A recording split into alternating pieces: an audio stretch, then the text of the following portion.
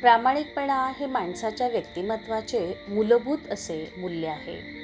सत्य बोलणे, योग्य वर्तन करणे, जबाबदारीने कर्तव्य पार पाडणे आणि दुसऱ्यांची फसवणूक न करणे या गोष्टी प्रामाणिकपणाच्या व्याख्येत येतात. एखादा कर्मचारी आपल्या नोकरीत अतिशय प्रामाणिक असतो, परंतु या प्रामाणिक व्यक्तीवर अधिक जबाबदाऱ्या सोपवून त्याच्याकडून अधिक काम करून घेतलं जातं आणि अशा वेळेस इतर लोक त्याच्या या प्रामाणिकपणाची टिंगल करतात.